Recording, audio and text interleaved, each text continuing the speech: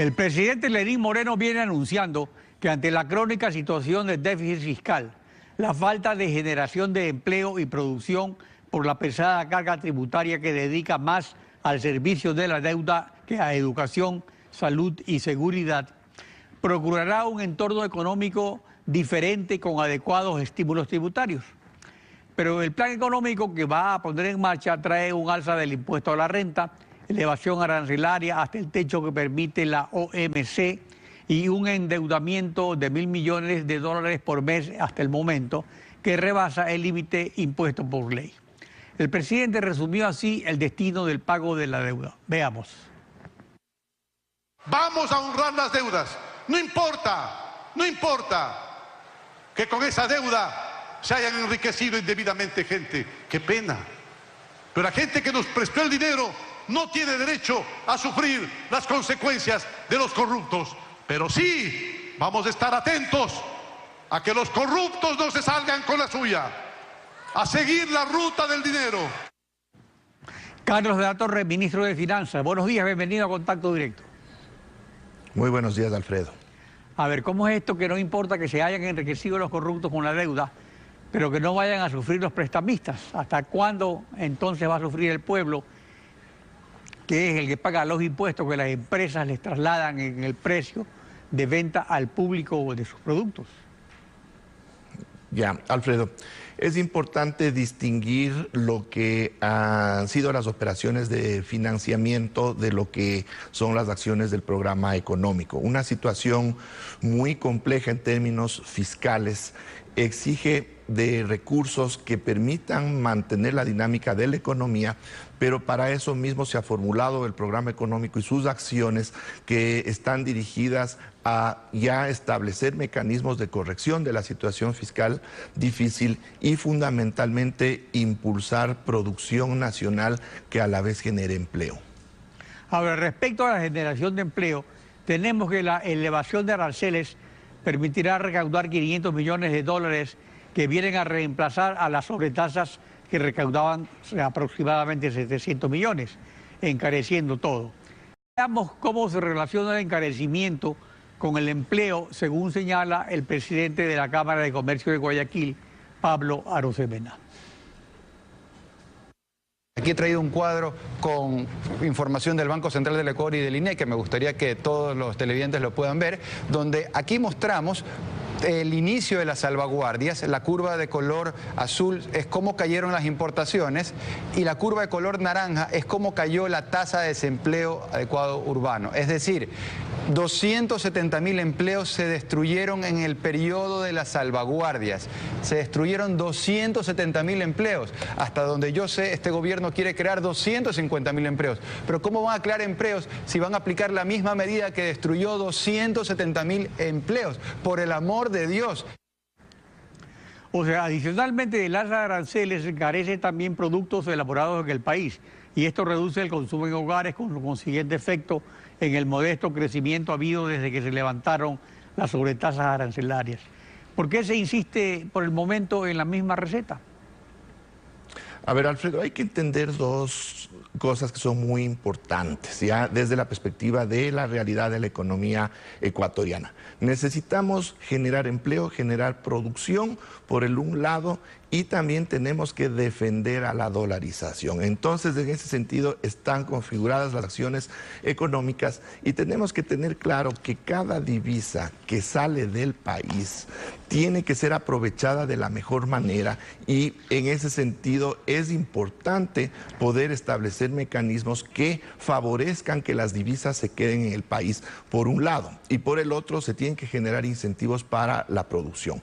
Yo conozco de ese análisis que ha hecho el señor Arosemena y se va en contra de la lógica económica y de lo que quienes trabajamos en economía conocemos con claridad. Es decir, las importaciones significan menos recursos que dinamizan la producción local y evidentemente generan un problema de desempleo. no al revés como se ha indicado. Entonces, desde esa perspectiva es importante entender que las acciones económicas operan de forma integral para atender estos grandes objetivos, el objetivo de impulso de producción a través del incentivo a quienes más generan empleo en el Ecuador, que son las pequeñas y microempresas, y el establecimiento de mecanismos que, si bien no procuran incidir negativamente en el bolsillo del consumidor ni en los costos de las empresas, pero que permitan que los dólares se mantengan circulando en la economía ecuatoriana. Tenemos que entender que si es que queremos que la economía salga adelante, tenemos que defender al sistema monetario,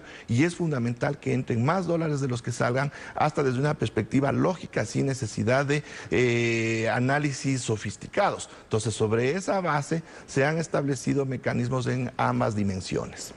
Pero las importaciones no son dólares que salen y se hacen humo. Son dólares que salen, pero vienen bienes de capital, vienen también materias primas para fomentar la producción. O sea, son inversiones que se hacen.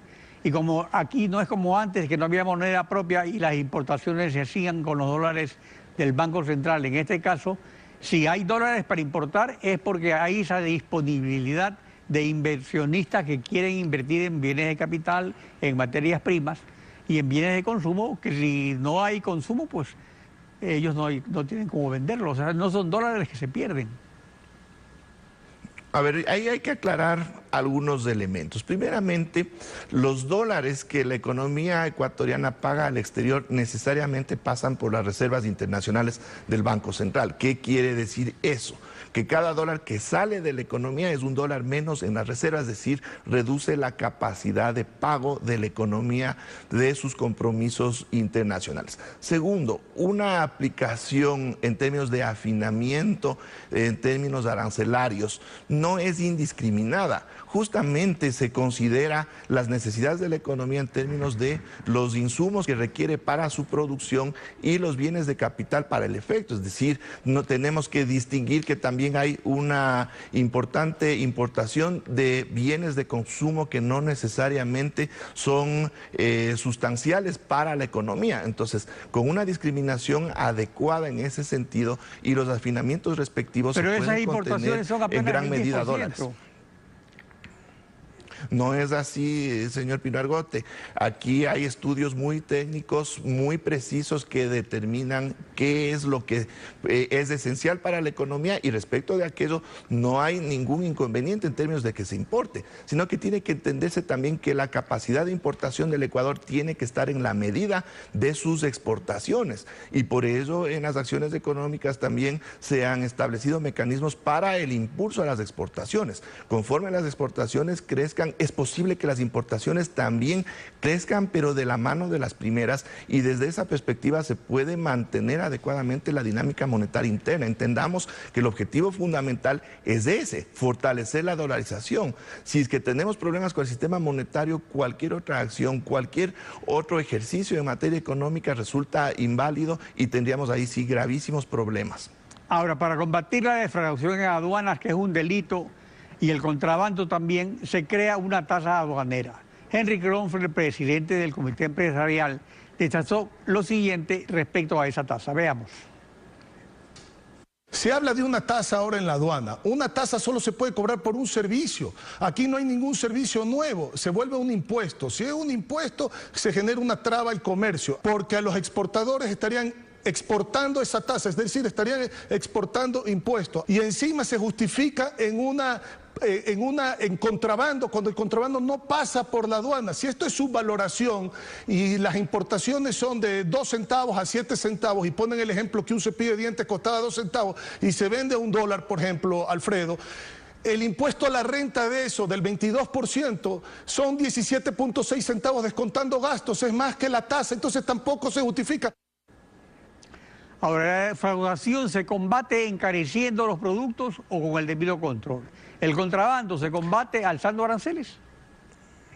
A ver, yo creo que aquí también hay que entender claramente que el contrabando es un embate gravísimo que está recortando producción recortando empleo. Según los cálculos que nosotros disponemos, el contrabando y otras prácticas que no son adecuadas generan al país unas pérdidas por aproximadamente 2.000 millones de dólares cada año, que se traduciría en las posibilidades de generación de empleo de 200.000 nuevas plazas cada año. Y esa es la magnitud de este problema. En relación a esta tasa de control aduanero, es precisamente para implementar más mecanismos y mecanismos más efectivos para poder enfrentar este grave mal que está quitando trabajo a los ecuatorianos. Tiene que entenderse desde esa perspectiva. No corresponde de ninguna manera a un arancel porque no está asociado a un producto determinado ni a un valor determinado. Incluso este tipo de mecanismos están amparados bajo las reglas de la Organización Mundial de Comercio. Es decir, desde todas las perspectivas es un mecanismo que está dirigido a impulsar el control aduanero, que es fundamental en toda economía, y no se diga una economía dolarizada. La no es del endeudamiento, del asunto es el endeudamiento, en el cual el gobierno se apalanca para que la economía no se paralice. Usted ha señalado la necesidad de reestructurar la deuda, lo cual se logra con una nueva, a largo plazo, baja tasa de interés que permita al fisco reducir su servicio y disponer de más ingresos corrientes. Pero todo lo detiene el prejuicio político contra el Fondo Monetario Internacional. Es una cuestión histórica, no solo de este gobierno. Pero, por otro lado, no hay que aprovechar ahora la coyuntura de un presidente que con gran aceptación popular y un dólar fuerte que amortigua cualquier ajuste que, en definitiva, tendrá que hacerse en algún momento.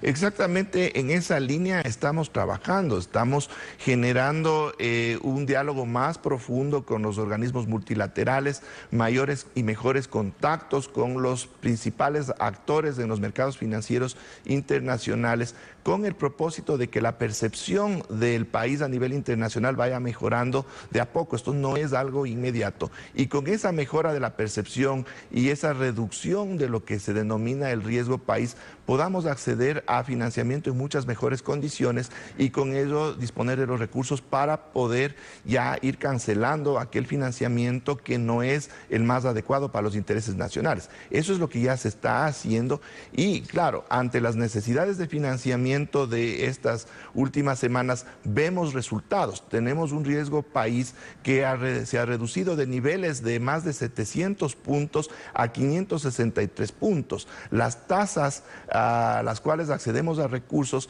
están ya bajando, es decir, si bien no son todavía las más adecuadas en función de las calificaciones del país, pero estamos ya en el camino correcto y eso tiene que resaltarse, es decir, ya estamos evidenciando los primeros resultados dentro de este plan integral orientado a arreglar las finanzas públicas del Ecuador. Carlos de la Torre, ministro de Finanzas, gracias por acompañarnos en Contacto Directo.